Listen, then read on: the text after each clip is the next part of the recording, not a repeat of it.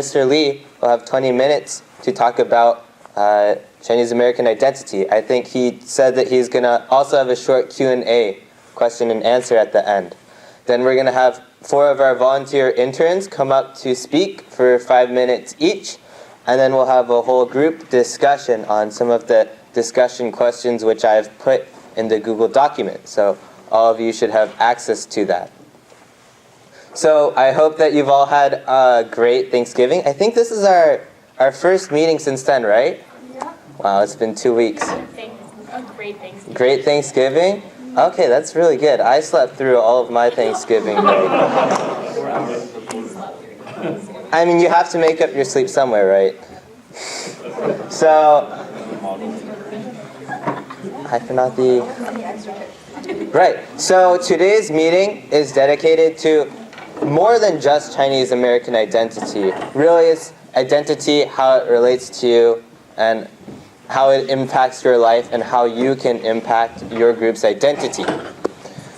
The purpose, what we really want to get out of this discussion, which we will be having, is to have all of you kind of understand that you're not alone in your struggles. You're not alone with your struggles with identity and discovering yourself. This is a process which everyone goes through. And also so that you can leave here hopefully learning some new perspectives or some new ways, seeing how other people also think about their identity and how it relates to them. So, as I said before, we have 4 wonderful interns who volunteered to share their experiences and their views on identity. Those are Muhan, stand up when I say your name, Muhan, Aaron, Simon, and Johnson. I think I saw Johnson. So they'll be presenting in a bit, but first let's welcome Mr. Lee up to talk about his Chinese American identity.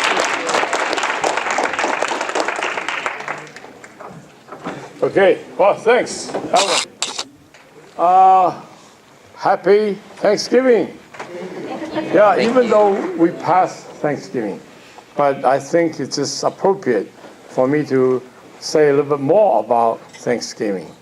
That really relates to what we all are here for, is understanding American values, the importance of what we are doing.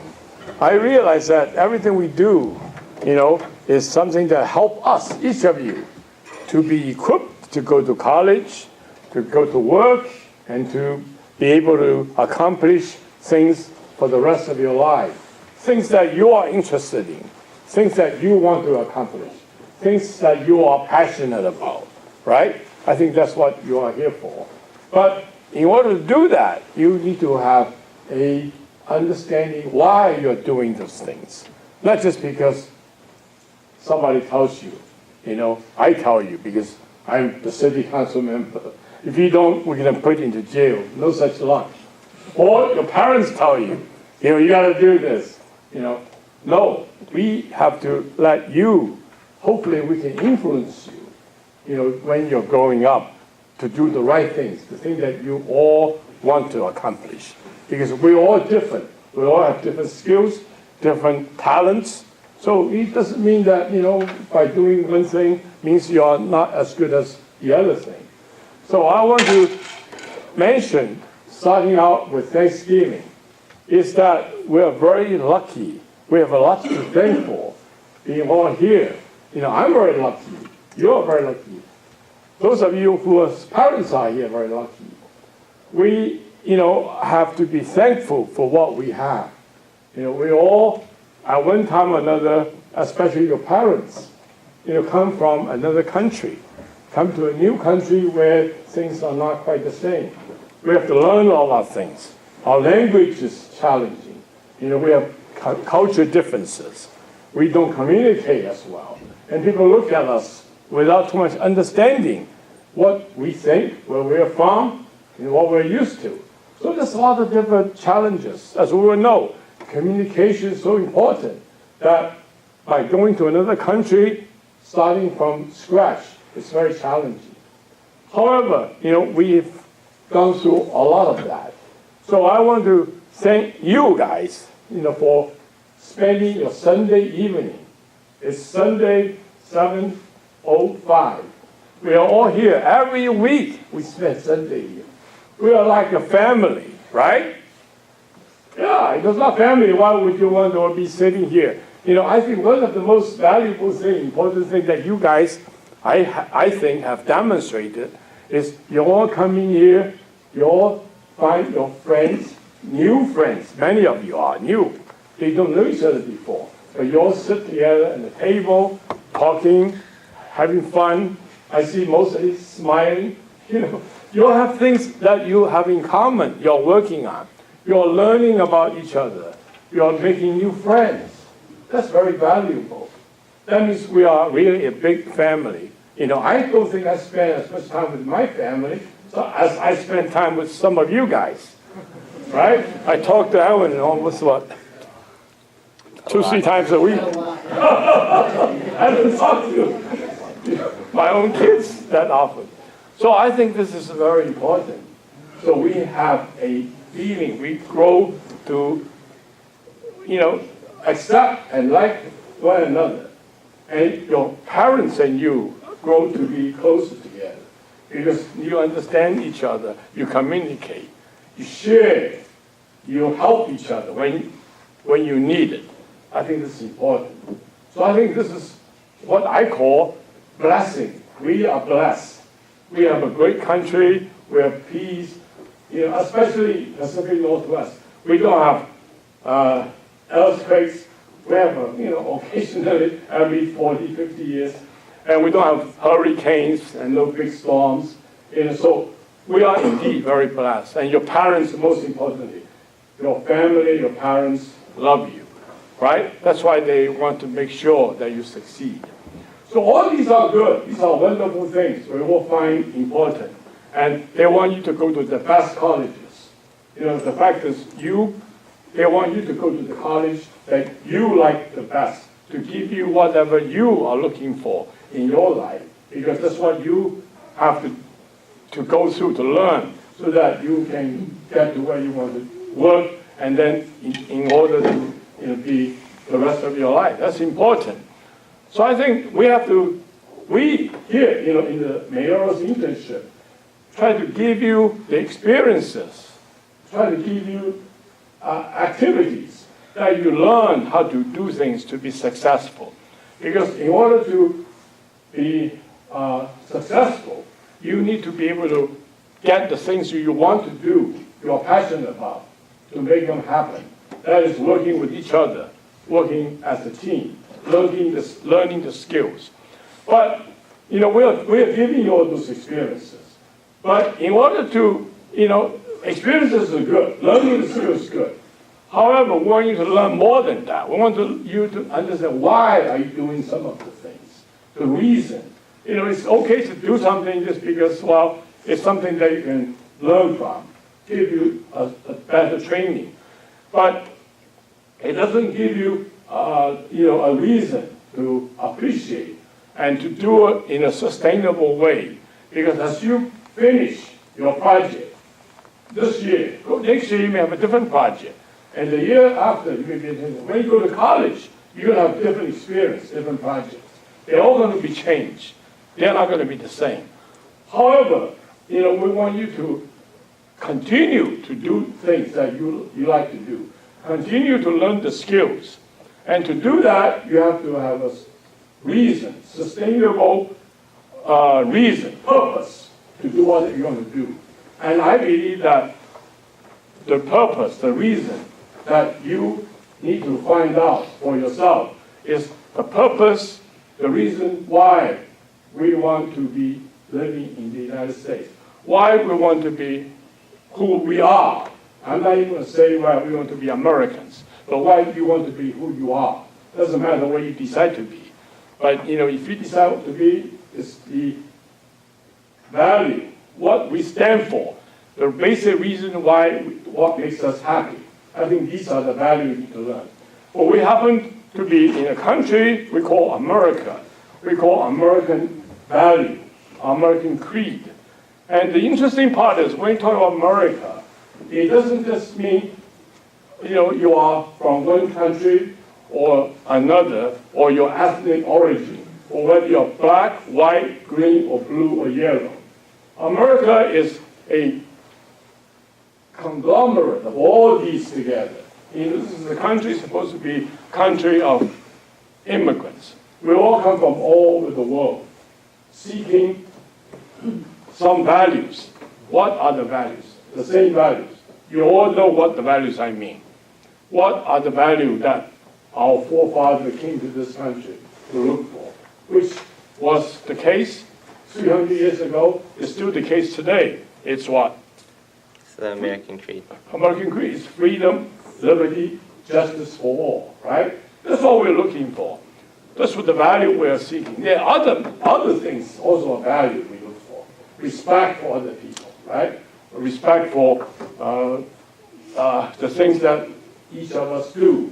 And there are many, many different levels of what it means to us, each one, that make us happy.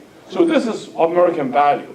So in a way, so I come all the way back, starting out saying that we should be grateful. Thanksgiving also is very interesting. It's the only celebrated in the United States, right? Thanksgiving. I don't think it's celebrating in any other country. Oh, Canada, thanks too? Okay. There we go. So that's good. That means, but anyway, regardless, whatever that value is, it's a good value, and I think it makes us want to do things for other people, want to do the right things for other people. Because, you need to be motivated every day when you get up. Why do you want to, to do things? It's really because you want to contribute, to whatever you receive so that you can help each other. So I think that's important. So I'm really kind of wrapping up by saying that American Creed is the basic things that we need to talk about, understand, and what we stand for, and things that we have to strive forward to. And then in order to do that, we need to have the skills. Hopefully, we're giving you the opportunity to learn.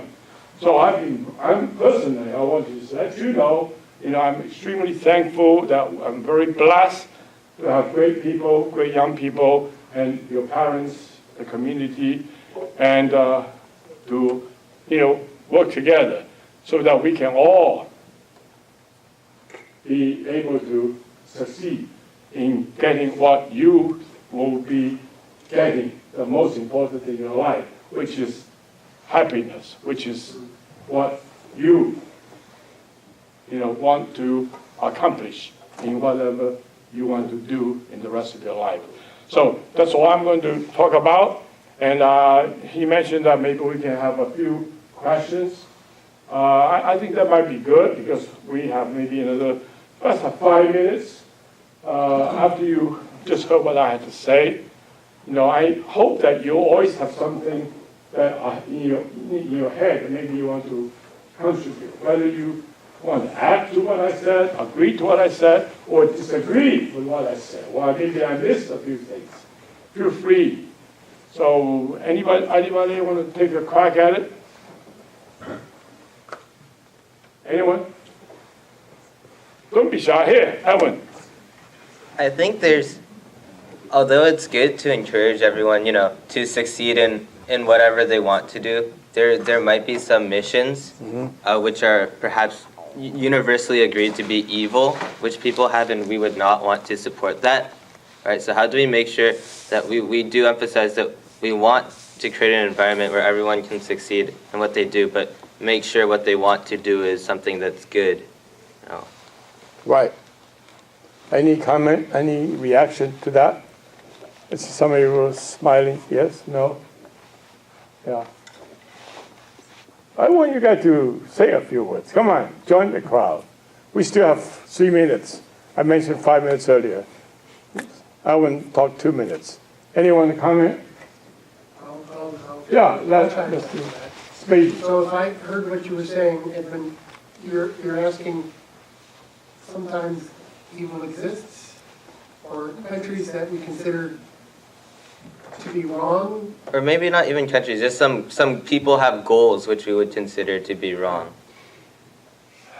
It's a big world, right? So we like to think of ourselves as striving for good, and we recognize that there are going to be people who have a different opinion than ourselves. I think it goes with the territory of being human. So part of it has to, for me, part of it has to really acknowledge that somebody's going to disagree with me in life.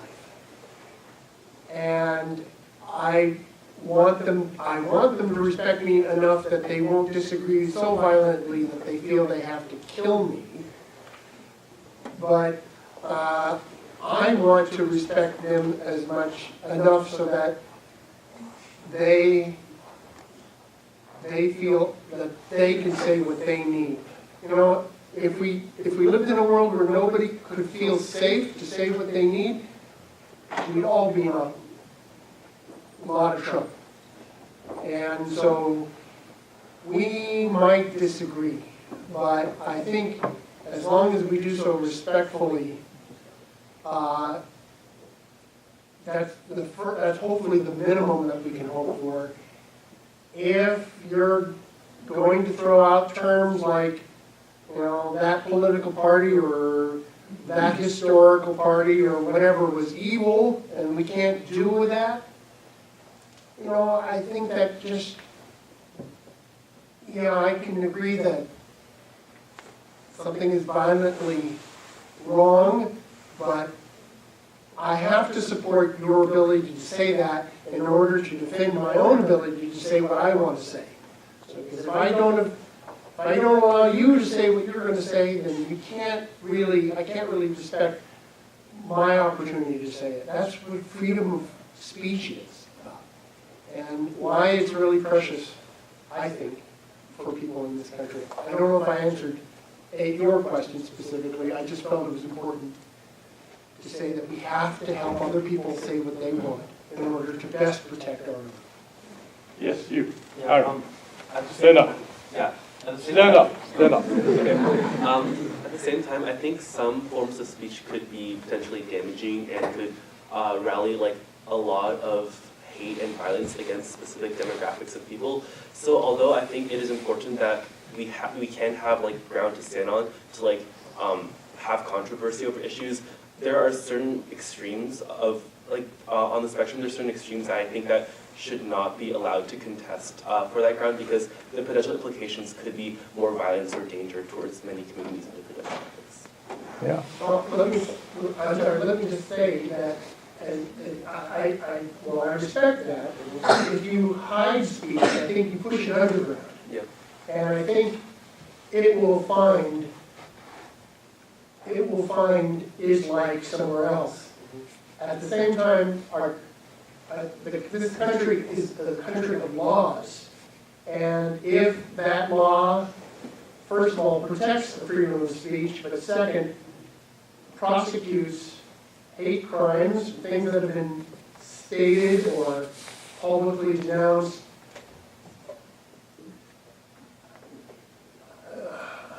I feel like that's probably the basics of what we have to do. I understand what you're saying. I'm just worried that if you push away, it's just going to make it harder for other people to understand different points of view. So I'll just leave it there. David. I just kind of want to expand on Mr. Spades' point. I think it's just that, you know, I think we all have, like, personally, like, what we would call extremes, like, you know, opinions that we think should be voiced, but I think that kind of expanding on, like, in addition to, like, if you just push a voice under, like, if it never sees the light of day, there's not going to be, like, a mass, like, a wide realization that it is something that's, like, objectionable, and it becomes a lot harder to, like, you know, as a society, you know, be aware and combat issues like that if it's something that we don't allow. That we don't basically say in public. The way I see it, there's social decency that prevents us from saying ideas that we find inflammatory. But having, you know, laws to sort of regulate your speech, in my opinion, is wrong because that's restricting freedom of speech. And that I feel like if an idea is as radical or as stupid as it is, it should be out there in the open to be combated with other ideas and then beat its end. that's what happened last season, it died. Very good. Any other comments? This is great. Yeah, here you go, Well, I Sam. want to touch on a slightly different aspect. Edwin, I think you mentioned talking more about universal evils.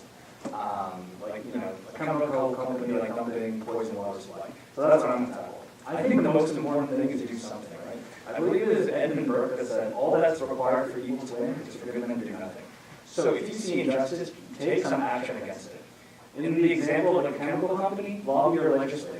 Speak out, make sure there's awareness of the issue, but do whatever you can. It doesn't mean you can solve it single-handedly, but make sure you're doing something. And that's really all we can ask for. Go ahead, yes. I think when I try to get a perception of what he's talking about, is not one individual, what their motion is of doing something. I don't know if it's right or wrong or when to do something correct. But when you understand yourself and you know what is right versus what is wrong, and you define yourself by what you see in the mirror, you have no problem guiding others in the direction of leadership in where you want to go. And with hate or with anger, we fight that with the ability of good, going into the darkness and bringing back the light of an individual that will not only transform or remodify our communities by our actions. By doing such things, then hate gets removed, anger gets removed. Those who are in other diversities or colors or creed, American is what we make of it individually. We can change ourselves. But by changing ourselves, we only look at the individual's heart, soul, and mind that goes into our community and provides goodness to all people of America. Thank you. This is great. This is a great conversation. I think one of the things that we talk about is the opportunity to dialogue, right? And that's why I want to encourage everybody, whether you agree, disagree, or have an opinion or not, just do something, show some emotion, because that begins a dialogue. And also it shows, another thing is, many issues are very challenging, difficult. It's not that simple. It's not all black and white. It's you are right, you're wrong. It's something that we have to talk about. Whether right or wrong, you have to discuss it, in public. Give it opportunity to air so that we, as a collective wisdom, that's what, if we agree that we know the principle based on which to follow, like, the right things, the respect and transparency, willingness. Somebody mentioned tolerance. I think these are the important things to think about. But we have to work within those contexts. But it's not easy, because when you start talking about things, especially when you are personally involved with the emotion, you need to sort them out. It's not that easy. But the fact is, however, doesn't matter whether we have a conclusion. I hear us have a nice discussion, but I can't say whether you are absolutely right or you're absolutely wrong. In many cases, maybe not in this particular subject, but regardless, we have a discussion, and you can decide, how long you continue the discussion, the dialogue, based on the practical consideration of when do you want to decide, take action of finishing up something. But this is all part of the process of discussion, dialogue, communication, and which is what we're learning, which is what we are here to practice. And this is what you need when you are in college, when you're in real life, in your career, and whatnot. So I think this is a good thing. That's why it's important. Set some timeline and have a discussion. Everybody talk and don't just be quiet. Because if you're quiet, you are not communicating. You're not having a dialogue, and you miss, and we all miss the benefit of your thinking and your value that you add to the discussion. So it's important you participate. So I think my time is up, right? So unless somebody will have a real driving desire to respond, you have the last word if you want to. Is anybody who wants to have a last word? No one? Okay. So thanks a lot. Enjoy the experience from the four of you. I think that'll be a great discussion. And then hopefully, every one of you have a story to tell. So after you listen to what they have to say, add your experience. Respond, reflect what you think about what's been said. And then we'll watch our time, and hopefully we'll get through it all.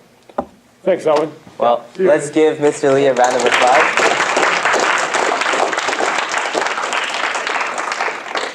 Due to time constraints, we had to cut that discussion short, but there will be plenty of time for more discussion after the speeches.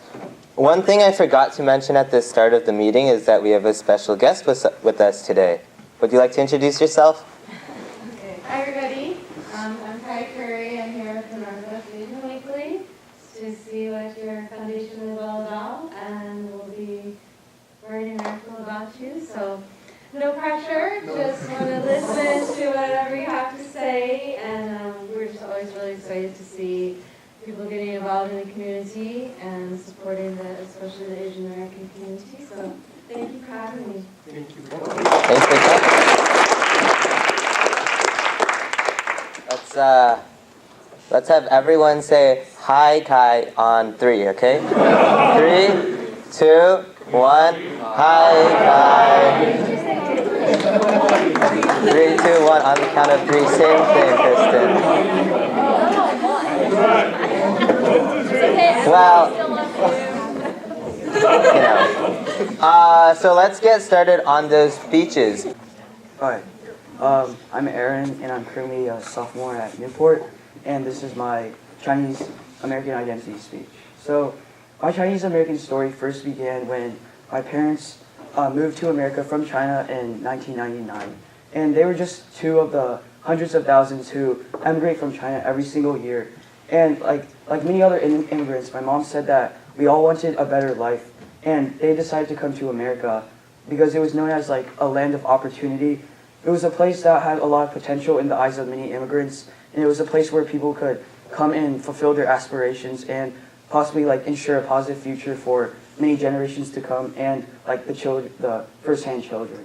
And so like overall at the time, the United States had a good economy. It had a lot of available jobs. It had a high standard of living, and like most importantly for my parents, it had very good universities, and there were also other favorable aspects. And like this was essentially my parents' vision of the American dream, and I think it represents a lot of other people's American dream on like overall how the quality of life in America was good, and there were a lot of opportunities to like ensure a good future.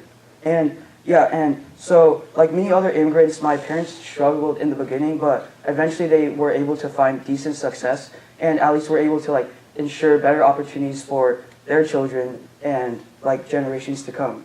So having been born in America to Chinese immigrants, that makes me a Chinese American, and this means that my life has been intertwined with two different realities. I would say one is the rich cultural heritage of my Chinese background, and also the free and open opportunities of living in the American society where we have this emphasis on freedom. So being immersed in the Chinese culture has given me many things I can be proud of. I believe that having a strong sense of cultural identity gives like every individual a sense of belonging, and more importantly, like a rootedness to something that's just larger than just the individual. Many people who consider themselves as Chinese Americans are able to like, I guess they can find a uniqueness to themselves, and they can mold their own ideas to what they think the Chinese American identity is, which I think is the most important part in deciding like how you really identify in terms of your facets of your identity. And like to be immersed into two different cultures definitely has given me more exposure to different perspectives and different lifestyles, which more than like somebody who lives within one culture. And like, for example, being able to like speak two languages fluently from a young age has like, I think for many people is like a sense of cultural pride because of your Chinese background. And I think that's just a small example. Like I also think the Chinese American identity represents a large emphasis on like the importance of family and education, which ultimately is trying to create like a mindset towards being successful in America. Since I think that like the importance of family and education are like two very important aspects if you want to be successful in America. And like while we are able to like maintain our cultural heritage of being Chinese American, I think we are at the same time able to live like happily in America, where we were given many opportunities that other countries or like maybe back in China we were not able to be given. And ultimately we can create a better future for ourselves. And we are also able to, because we are in America, able to enjoy the American culture and also other immigrants who are also here to make their own dream. And we are able to learn about their own cultures and their own way of living, which ultimately in the general American society. However, like being Chinese American is like a cultural identity I am proud of. I think we can't overlook some of the negative experiences that many of our Chinese immigrant ancestors and many of us today may experience because of our Chinese background. I think that like for one of the internal struggles is to balance our American and Chinese self, because often we may feel like we have each foot in a different like area of our culture and we have a struggle to balance it. Or maybe the nagging question of like whether or not you are truly honoring your cultural values correctly. Like if you are fluent enough in Chinese, or if you have an accent, like are you truly honoring your heritage and where you come from in terms of your culture? And there also, I think, exists this external problem where we find that like many immigrants, like us Chinese immigrants, in terms of the broader American culture, we see that like our Chinese ancestors, many of them were marked as like foreigners when they came here, and they were like questioned of whether or not they could be actual genuine Americans. And like the perception that many East Asians were not genuine Americans eventually developed to this idea of like a perpetual foreigner, where we would never be able to assimilate to like America truly. And I think there's a lot of vestiges of this sentiment today still, where we see a lot of minorities are questioned of whether or not they are truly American and if they can actually fit into American society, and ultimately being excluded from living here. And I think another aspect of these external difficulties of being a Chinese American is the idea of like this model minority, where like many Asian Americans, there's the stereotype that we are all dedicated, hardworking, and we are all destined to go to like the best colleges, and we are great students. And like while this may seem initially as a compliment, I think it places undue pressure on like Chinese Americans and other Asian Americans that ultimately like says that like Asian Americans can't simply do the best, but they have to be the best, which is obviously an unfair standard that we can hold against like Chinese Americans. So like while I believe these negative aspects can be overcome and changed throughout time, I think the pride and positivity that being Chinese American has ultimately brought will always be like a forever thing, like eternal. I think that like within this culture that I represent of like 5,000 years of Chinese history and tradition, while also being able to live in America, where we can look into the future of like where freedom and like autonomy are such important things in America, where we can fulfill our traditions. I, as a Chinese American, and like poised at the intersection of two great cultures, which sets me up for great opportunities in the future. Yay!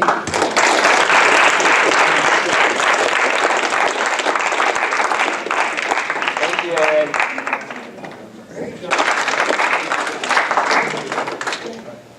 Hi all, I'm Simon Wu. I am an 11th grader at Interlake High School.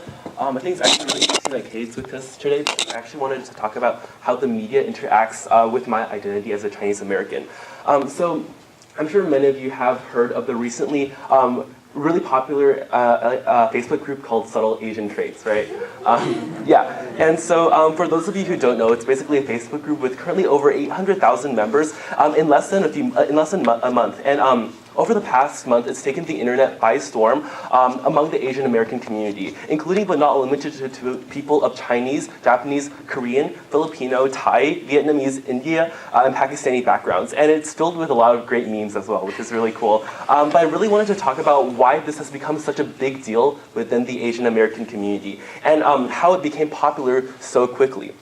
So it's not any new information that the majority of the world's population is actually resides in Asia. But I think that like even despite the fact that we live in such a really like high Asian populated community within America, sometimes we feel like we're almost drowned in American culture. And I think that we're constantly struggle to find ways to reconcile the Asian and American parts of our identities. Sometimes it may feel as if our experiences growing up in America are not mainstream or normal, especially based on what the television shows and movies and other media portrayals of American families see every day. So often in televisions and movies, we see white families doing white things, and these families are supposed to characterize the entire American experience. It's easy to forget that our experience as Asian Americans is valid too, and it's easy to see our lives as not American enough as sometimes. On the flip side, it's also really easy to see ourselves as not Asian enough either. I know I have, since I still struggle to read a lot of like Chinese characters, or people make fun of my pronunciations sometimes, and I think as Asian Americans, we occupy this unique kind of space as an in-between status. Sometimes it can feel like we have no clear identity. That's why I think it's so important for us to seek others like us and validate that our experiences are authentic as well. Just because we're not like truly Asian or a true American, it doesn't mean that we are truly ourselves either. And I think that's also why it's so important for us to have proper representation in media. And ultimately, I think this is why subtle Asian traits has become so popular and so quickly. It's a place where people can post a funny meme, and where strangers literally across the entire country can laugh with them and say, "Me too." It's a group where different ethnicities from Asia, including Japanese, Filipino, Pakistani, can come together and see just how similar they are to each other, yet at the same time appreciating the uniqueness of their different cultures. And it's a safe space where our opinions and experiences become valid because we feel like we are truly represented in the media, and ultimately where our identities stop being not enough, stop being the in-between, and can finally become us. And it's been really inspiring to see the impact of subtle Asian traits on the media community, on the social media community as a whole. For one, my Facebook newsfeed is completely filled with by memes due to the sheer amount of love and activity that post gets every single that gets posted every single day. But two, it's also really inspiring to see many other similar Facebook groups emerge as a result of the success, such as the Asian Creative Network, a group dedicated to Asians who pursue or wish to pursue careers in arts instead of falling into the minority myth and mold and pursue something like STEM. And these kinds of representation are super important for us as Asian Americans because ultimately, I hope to see you all wherever you go in life to not just to become more active in the media, and ultimately, I implore you to become more vocal. More vocal. Share your experiences, and above all, keep on posting those memes. Thank you.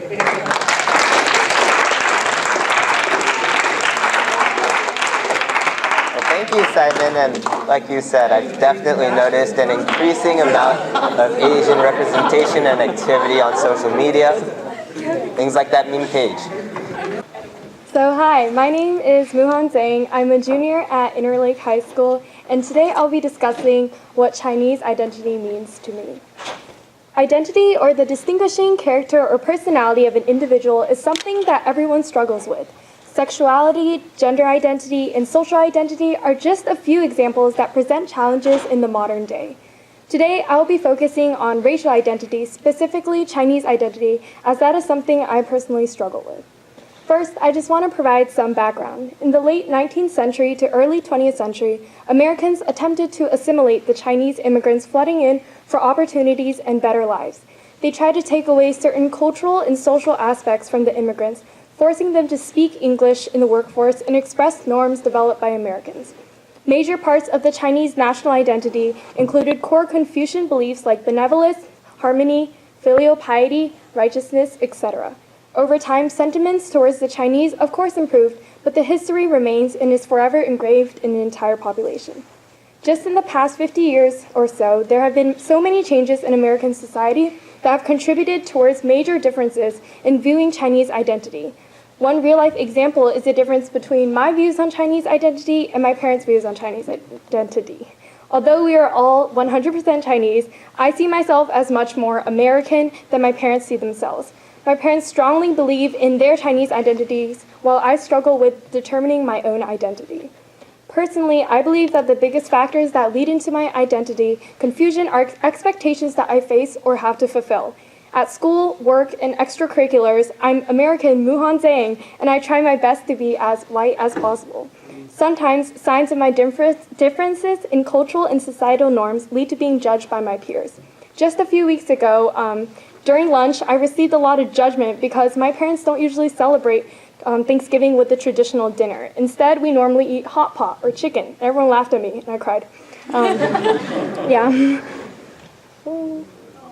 Yeah. However, I have to admit that by living in a relatively liberal and diverse environment, I definitely don't receive as much criticism or ostracization as compared to other less diverse areas in America.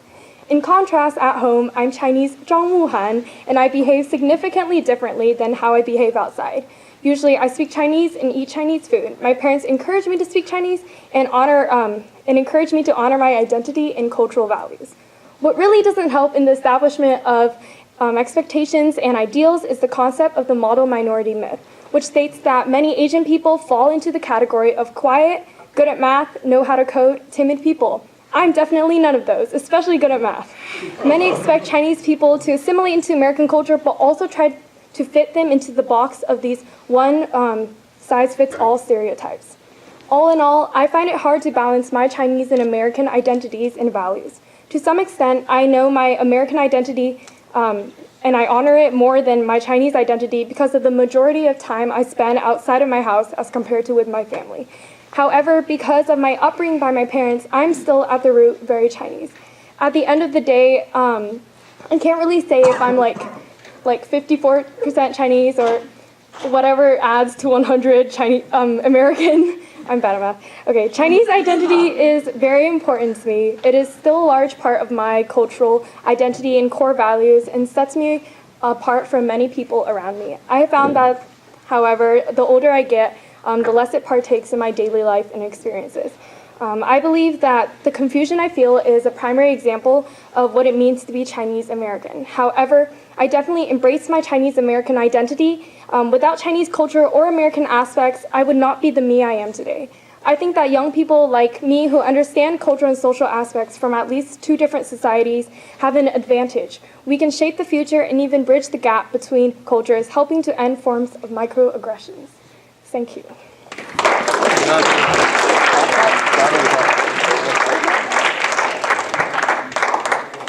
Okay, Johnson, come on up.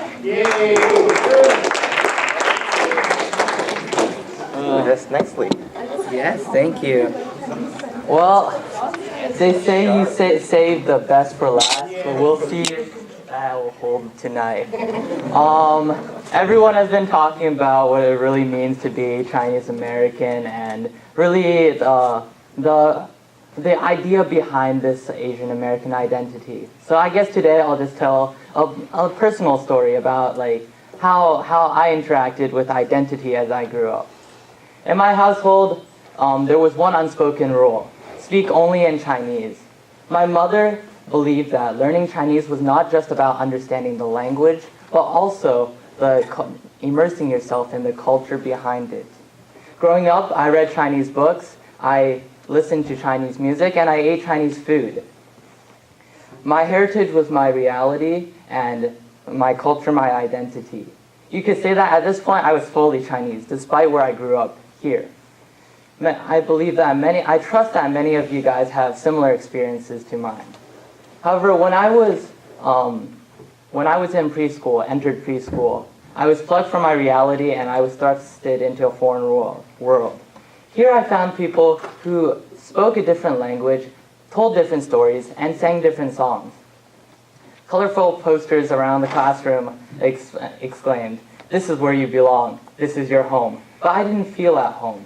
In this unfamiliar environment, my clumsy English only served to deepen my confusion. I wanted to fit in. I wanted to learn English and leave behind my previous identity and reality. As my English improved under the guidance of my teachers, my Chinese faded, but never truly left me. Now I'm in middle school. Every day I come home and it's as if I travel between two worlds. As I shed my backpack, my English is replaced by my broken Chinese. In the kitchen, my mother has something simmering on the stove. 今天还好吗? How was your day? Hi-ho, fine. My reply is sullen, somewhere between learning English, my English ABCs, and getting on to fitting into the world outside. I started to resent the household rule that I had grown up with. My poor Chinese was somehow both a daily reminder that I'm not fully American, nor am I fully Chinese. My frustration boiled over one day in English. As we read excerpts from a book with several Chinese phrases, my teacher stopped and asked the class for a translation. I raised my hand and ventured a guess, only to be corrected by a classmate. Laughter filled the classroom as my face reddened with embarrassment. "What kind of Chinese are you?" My classmates jeered. "You can't even speak Chinese." This was the first time that my internal struggles were so publicly revealed. My classmates were right. What kind of Chinese was I? Had I been so wrong to want to feel at home in the middle of this English-speaking world? In order to fit in, I had chosen to reject my Chineseness. But had this really made me more American? I wish I had the answer. Through my life, my understanding of my identity has constantly been shaken. We all want the definitive answer to the question, who am I? As Asian Americans, each one of us has a vision of what it means to be American. And that vision is influenced by the culture behind us. This is my story. I'm sure that many of you have similar stories as well. But what's more is that as a community of Chinese Americans, we need to come together to identify what our collective identity is, to have a shared vision among all of us. As for me, through my words, I bring my own perspective to the table. I show that I'm not only American, nor am I completely Chinese. I'm Chinese American, whatever I decide that to mean. Thank you.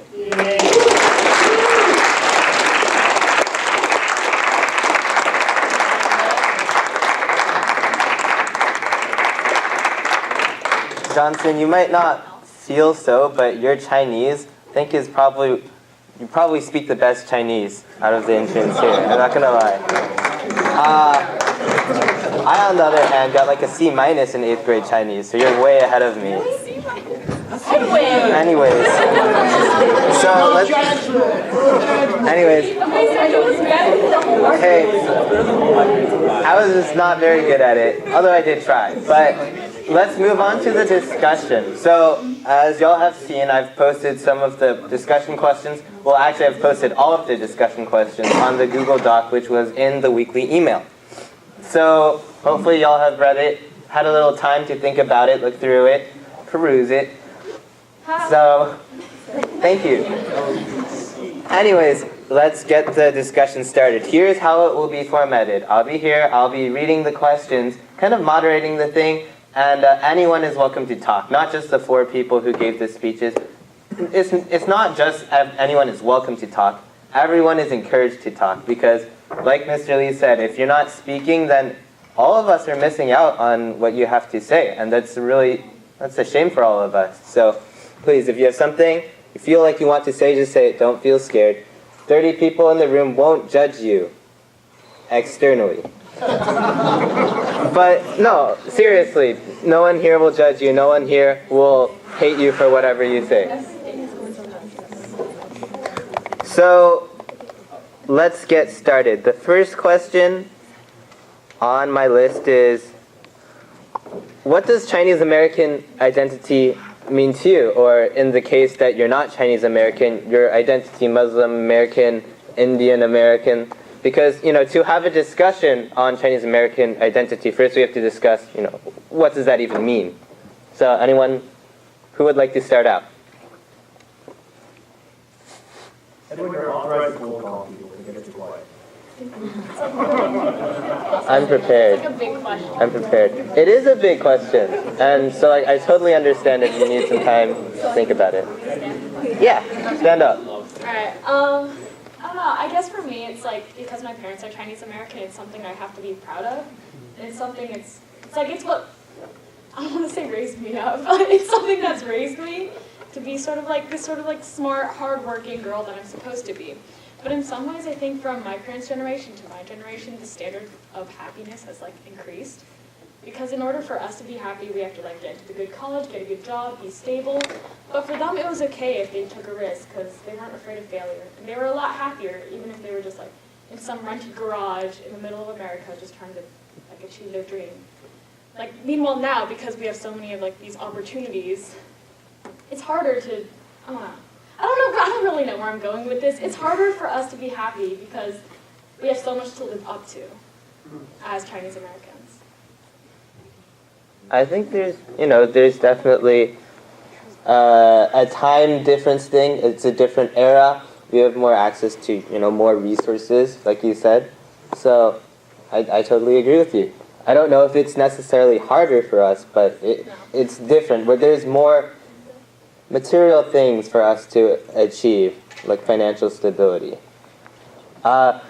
One thing I wanted to get the perspective of is some of our members who aren't Chinese American necessarily. I know there's quite a few back there. No pressure. Sahas Goli. Yeah,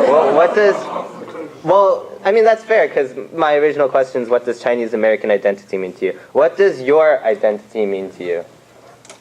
In the case of Indian American identity, and this is a broad question on purpose, right? You can interpret it however you would like to. Please stand.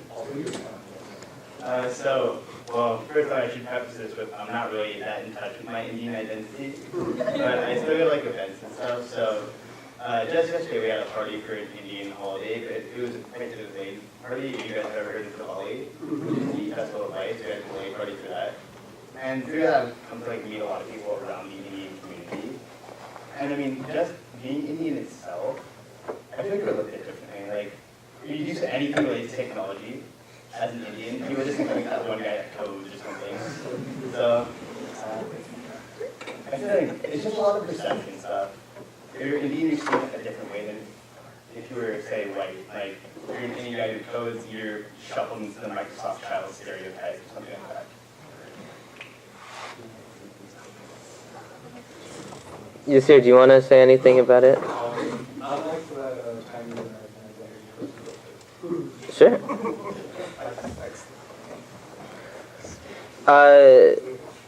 So I actually have.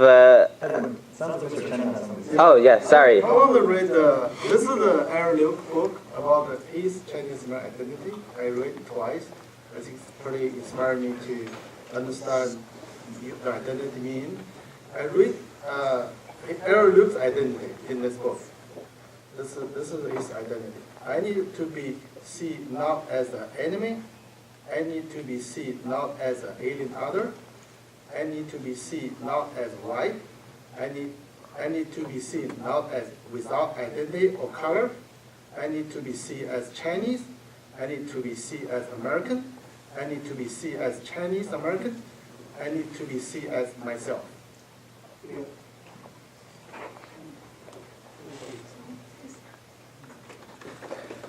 I would encourage people to read this book. It'll be, you educate in a lifetime. Mr. Spady, do you have any commentary on that? Extemporaneously, I'm just standing here struck by the fact that I've had the privilege, good or bad, of not having to worry or not having to think about that. This face kind of blends in with white America, right? And I, at the same time, I also want to acknowledge that, we call them American Indians, but they were here before anyone. And so it's an acknowledgement that while the pervasive culture might look like me, I'm also of an identity that is foreign. My own personal family is Germans from Russia. Okay? That was my lineage. And I'm a second generation American. I'm not a hyphenated American, like some of you might feel is appropriate for yourself, but I don't, I guess we used to call ourselves German American. We never call ourselves Russian American, we call ourselves German American. So, my only thought is that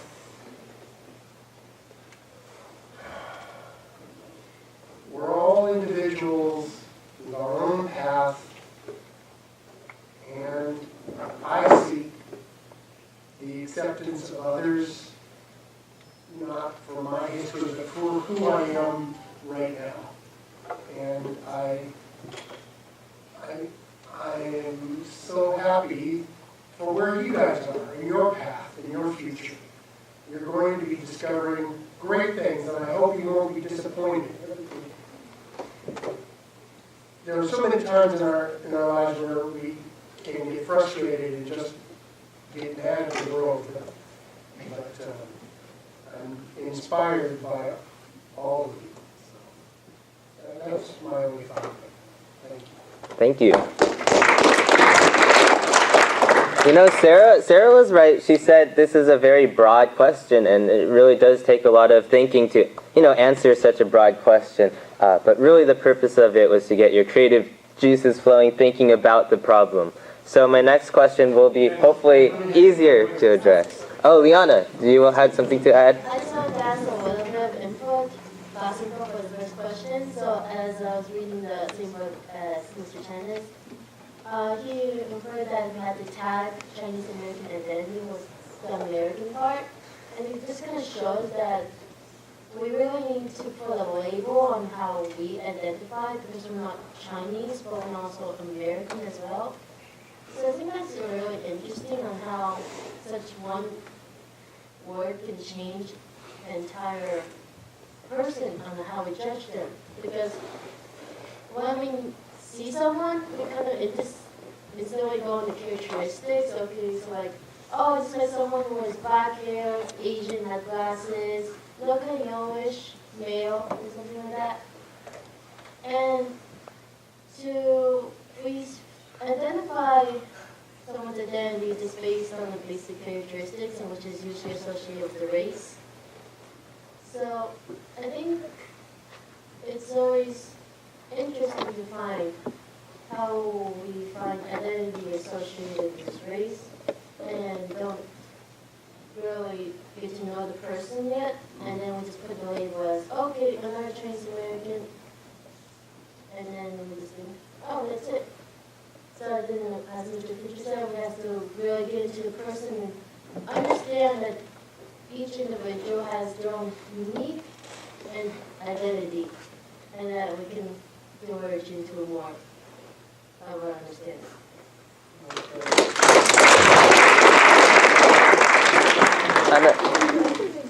Yeah, I'll speak briefly. So yeah, I mean, I think there's as many definitions of Chinese American as there are, people who are Chinese American. Right? Everyone's going to have their own individual experiences. One thing I think does comprise sort of a core component is the experience of being between two cultures, right? And I think a lot of people have talked about this. And we have a lot of unifying experiences that all sort of speak to our sort of struggle in the middle. For me, it's the lunchbox moment. When you guys were in elementary school, did you ever bring like a thermos to school? Where your parents gave you like dumplings or rice or something, and the kids would come over and what are you eating? So for me, it's these kinds of experiences where I think people are nodding. I think people are getting what I'm saying, right? So I think it's these experiences where we're in the middle, we're sort of struggling with our culture that form a pretty important part of who we are. Because we're not Chinese, right? Because if you're a Chinese person from China, you never question whether you're Chinese, and we do clearly question whether we're Chinese. And if you were, let's say to Mr. Spade's point, a white American born in America, you never question if you're American. So for us, I think one of our unifying cultural touchstones is these sort of in-the-middle experiences. And I'm going to trademark lunchbox moment. You guys do that in the future. Royalties. But I'll let you guys think about that and see if that works for you.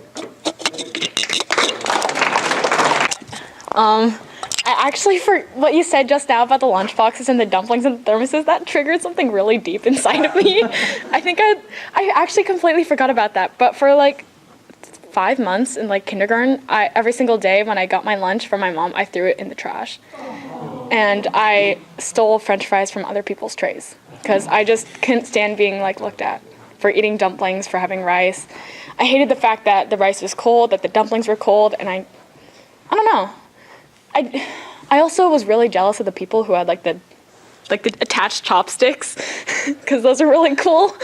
That's unrelated. The point is, it's like, I guess, and then there was another phase during second grade when I was begging my mom to let me get my hair dyed, because I hated the fact that it was straight and black, and I would just dream about like a day where I could have, I don't know where I was going with this, but like eye transplants that can make my eyes be blue, because for me, I just really wanted blue eyes and blonde hair, because I just hated the way I was, and I hated the way I ate, and I hated the way it looked.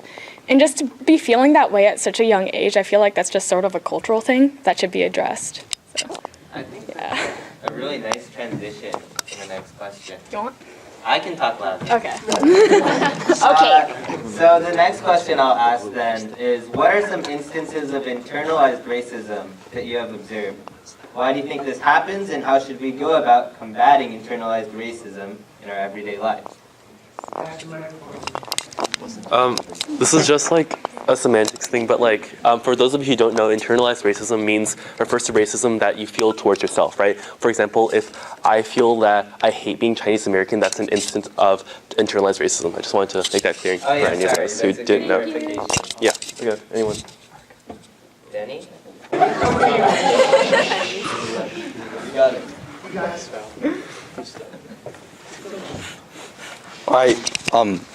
Piece of internalized racism I felt was when I felt like I could not drive at all.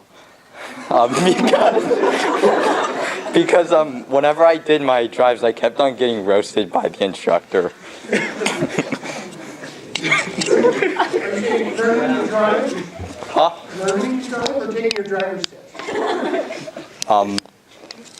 Kind of both. Yeah. Well, it was like I already completed my courses. Wait, but like, did you feel that was because you were Asian or because you were racist? Like, no, I'm not being racist. Well, I mean, I don't think that's a racist. I don't think they. I don't think it was because I was Asian, but then when I kept on making these mistakes, it's like another. I kind of felt like I was being another one of those Asian drivers. Oh, okay. So it's kind of that stereotype, I guess. And I think maybe one thing that is important is how stereotypes it can have a negative impact on like the people who are affected. Like they show, for example, one reason I guess why I guess there was a study that showed that sometimes indicating your gender or race can make you perform worse on a test. So. Did you ever get your license? I didn't get it yet.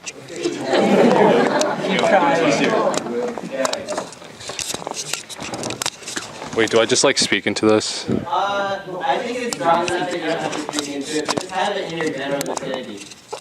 Okay, so basically,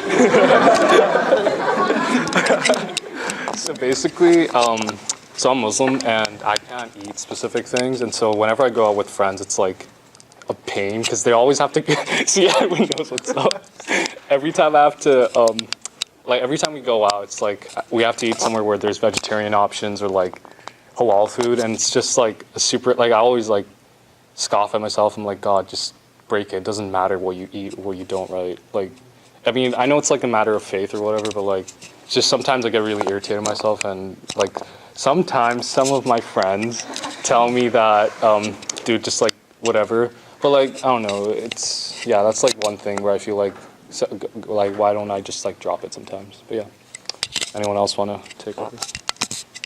Maybe I add a few seconds. As a parents, like a couple kids, they mentioned how their parents think. I think exactly I like that. about 20 years ago when we moved in here. And then why people think, okay, they are smart, they need to learn the math or something. Because in that environment, like that's the best way we can get into the school, the college.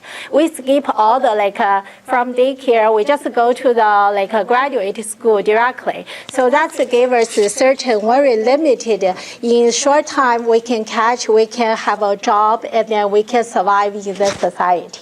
So I think that's a kind of the people talk about American Chinese.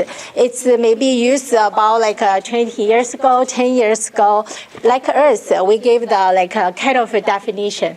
But I think for your generation, you grow up, you're born here, you grow up here, from daycare and then go to the high school, college. That's totally like the American, the same way. So I think when people talk about you're American, you are Chinese, people like maybe kids Dallas, I'm really Chinese or I'm really American. They might be struggling that. But I think you might be people think more a little bit Chinese or more like American, but I think for your environment, your background, you can mix it together for both sides. You can be a best American, you also can be a best Chinese.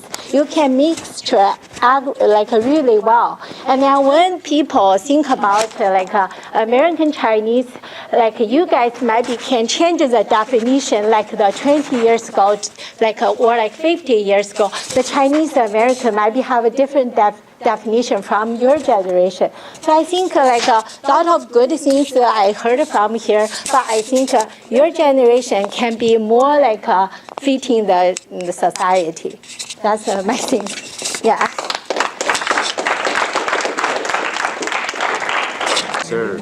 So I didn't, unlike a lot of other people's experiences, I don't think I really, in my childhood, rather than feeling internalized racism, I kind of felt like the opposite way. So, oh, sorry. So unlike a lot of other people who talked about how they felt internalized racism through school lunch or through some other way, I actually kind of felt the other way around. So in elementary school, the school I went to didn't have that many Asian people. There was maybe one other Asian person in my class. But whenever I would take out my shrimp crackers, my friends would actually ask me whoa, what's that? And can I have some? And I think that's part of the reason why I somewhat embraced my Chinese culture and I'm not really afraid to show it. So yeah.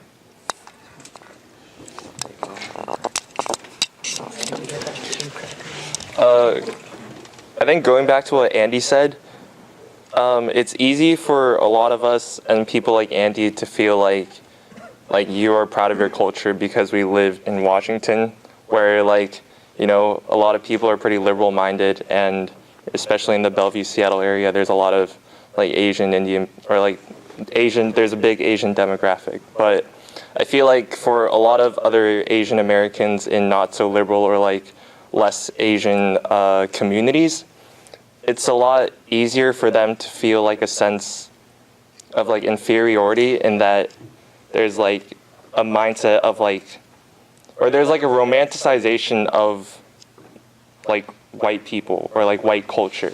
And that's what, a lot of kids, including me, when I first came here from Korea in 3rd grade, it's because in Korea, when you see a white person, it's you want to take a picture. Because I don't see white people, and you constantly, I grew up watching American movies with Korean dubs, and I think what let me get over that was understanding that just because I live in America doesn't mean white culture, although it is dominant, is better than mine. So yeah, it's I feel right now, as I embrace both my American self and my Korean self, I think I'm lucky to be Korean, and it allows me to have a pretty rich experience.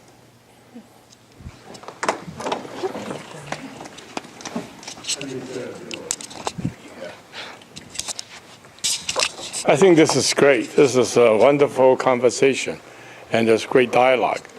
The biggest benefit out of this is each of you who spoke talk about your personal experience. I think that's the most important thing. And also the discussion that followed, with very different, or not very, but different perspectives. And as we know, we're all different. We all have our own identities, even though the parents and kids, even husband and wives, we were different. That's what's natural, right? But the bottom line is, how do each one of us feel? That's the key. How do we respond? How do we react in what we believe, what we are? Okay? And how we look at other people of what they are, and how do we respond? How do we react? How do we handle it? How do we treat them? That's the important part of it. So when we say American, no, when we say identity, means understanding who you are. If we don't know who we are, how can we manage ourselves? How can we behave accordingly? And if we don't know what other people's identities are, how do we respond to them? How do we build relationship with them? Right? Because somehow we form an idea about what other people are like. So we kind of respond to it. We do things in relationship to other people with our preconceived ideas. So we need to know what it is. If we have the wrong ideas, or ideas, not necessarily wrong, I don't want to use those words, wrong or right, but incorrect identity, you are going to build very different relationships, and you can make mistakes by misunderstanding, mistakes, and you have the wrong results, okay? You have built unpleasant experiences. Ideally, so it's important. So I think what we're talking about of understanding our own identity is very important. Each of us. This is a very good thing to do. I think we have a very good discussion. Because to understand our own identities, to know who we are, relay our own feeling, our own experience. Our own feeling comes from our own experience. So I think those of you who said how you feel, what you experience, that's very valuable. We all get to know you a little bit, and you get to know yourself a little bit. And each of us get to know each of other a little bit, which is very important. So I think it's great that we all start talking, communicating, having dialogue to understand that. And this whole country of 300 million population, we need to have that kind of dialogue, understanding. And we have, aggregates of groups of people. And it just happened that Chinese American is one group of people. Indian Americans, another group of people. Hispanic Americans, another group of people. White Americans, German, Russian is another group of people. So it's easy to identify that. But we make things too easy, too simple. Just lump it together. And somehow you are that. It's not true. It's not the case. In a way, this is what this country is about. We're all Americans. That's the official identity. We are Americans. But before we get there, however, or even if we're all Americans, that's why I want to be sure we will understand what does that mean? What's American value? There's certain basic expectations, basic innate common identities, which we think are good. Common identities, we think, is great for the success of the country and of all of us. Is that respect, honesty, right? That good thing that we're talking about. Everybody helping each other to be successful. However, there's still individual differences we all have, which we build on. So it's easy to say we all want to be American, and we are American, in fact. That makes life simple, easier. But life is not simple. Life is that we all are different people from different backgrounds. Our parents have different experiences. That was, say, 20, 30 years ago. We came here with a different circumstance, different condition, different expectation, different qualifications. So we have different expectations. So we have a different identity. Now, you guys, even though you're from the same parents, same family, you have different situation, different circumstance. So your identity will be different because your personal experience is different. Your personal experience is different.